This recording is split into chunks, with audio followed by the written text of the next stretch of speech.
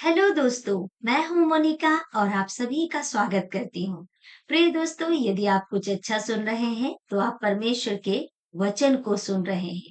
आज की सुंदर प्रेरणादायक कहानी ली गई है न्यायों की पुस्तक अध्याय 4 और 5 से, जहां पर एक स्त्री की सुंदर सच्ची कहानी लिखी हुई है, जिसका नाम है दबोरा। चलिए शुरुआत करते हैं। चारों ओर सन्नाटा था। इज़राइल के गांव वीरान हो गए थे। लोग अपने ही खेतों में डर के साए में काम करते थे, क्योंकि कनानी सेनापति सीसरा की क्रूरता चारों ओर फैल चुकी थी। 900 लोहे के रथों के साथ ये एक अकेला नाम ही लोगों को भयभीत कर देता था। बुजुर्ग कहानियां सुनाते थे कि कैसे यहोवा ने लाल समुद्र को दो भाग किया था, लेकिन अब कोई चमत्कार नहीं होता था। इसी भय और निराशा के माहौल में एक स्त्री थी, जो रोज पेड़ के नीचे बैठती थी। नाम था दबोरा। उसे देखने हजारों नहीं आते थे, लेकिन जो आते थे वे बदले हुए लौटते थे। वो न तलवार चलाना जानती थी, न युद्ध नीति, लेकिन उसके शब्दों में आग थी। उसमें आत्मा की शक्ति थी। उसमें यहोवा की आवाज थी। एक दिन दबोरा ने खुद से पूछा, क्यों हर कोई छिपा हुआ है? क्या यहोवा अब जीवित नहीं है? फिर उसने बाराक को बुलाया। बाराक आया, लेकिन भय में डूबा हुआ। दबोरा, उसने कहा, अगर तू मेरे साथ चलेगी तभी मैं युद्ध के लिए जाऊंगा, नहीं तो नहीं। दबोरा ने उसकी आंखों में आंखें डालकर देखा और कहा, मैं चलूंगी। उसने कहा, लेकिन याद रख, विजय तेरे नाम से नहीं, एक स्त्री के हाथों से होगी। वो जानती थी विजय सिर्फ तलवार से नहीं, विश्वास से मिलती है। जब युद्ध हुआ तो सबको चौंका देने वाली बात हुई।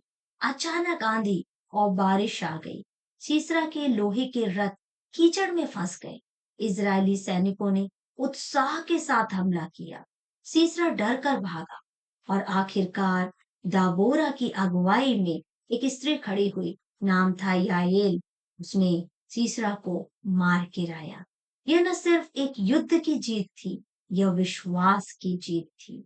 इसके बाद दाबोरा ने एक गीत गाया, ऐसा गीत जो आज भी हमें झकझोर सकता है। जब अगुए आगे बढ़े, जब लोग स्वेच्छा से समर्पित हुए, तब यहोवा की स्तुति हो। उस दिन दबोरा ने इज़राइल को 40 वर्षों की शांति दिलाई। दाबोरा की कहानी हमें क्या सिखाती है? 3 बातें। पहली बात, कभी कभी परमेश्वर तुम्हें बुलाता है जब चारों ओर डर और चुप्पी होती है। दूसरी बात, नेतृत्व हमेशा ताकत से नहीं, विश्वास और निर्णय से आता है।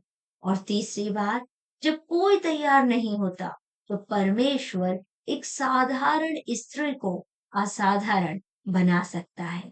तो दोस्तों, आपके लिए सवाल है, क्या आज आप किसी डर या असुरक्षा में हैं? क्या आपको लगता है कि आप उठकर खड़े नहीं हो सकते? तो दबोरा की कहानी को याद कीजिए, क्योंकि जब कोई नहीं उठता, तब परमेश्वर आपको बुलाता है। क्या आप चाहेंगे कि ये कहानी आपका जीवन बन जाए? और जब आप डरे, सहमे हैं या अपने आप में कमजोर महसूस करते हैं, खुदा आपको बुलाता है अपनी महिमा के लिए। आइए इस कहानी के अनुसार हम अपने जीवन में विश्वास को लाए। जैसे हमने देखा दाबोरा की कहानी में, विश्वास के द्वारा असंभव चीज भी संभव हो पाए। प्रिय दोस्तों, आज की कहानी आपको कैसी लगी है? यदि अच्छी लगी है तो इसे लाइक कीजिए, औरों के साथ जरूर शेयर कीजिए। प्रभु के वचन को दूसरों के साथ बांटना हमारे लिए बहुत आशीष का कारण है। हम इस दौड़ में दौड़ रहे हैं कि खुदा के कलाम को लोगों तक, घर घर तक पहुंचाए। हमारा साथ दीजिए और प्रभु के वचन को फैलाने में हमारी मदद कीजिए। यदि आपने कुछ अच्छा सुना है तो प्रभु के वचन को सुना है। इसी तरह से एक नई कहानी के साथ मैं आपके सामने मोनिका फिर हाजिर होंगी। तब तक के लिए सभी को जय मसीह की।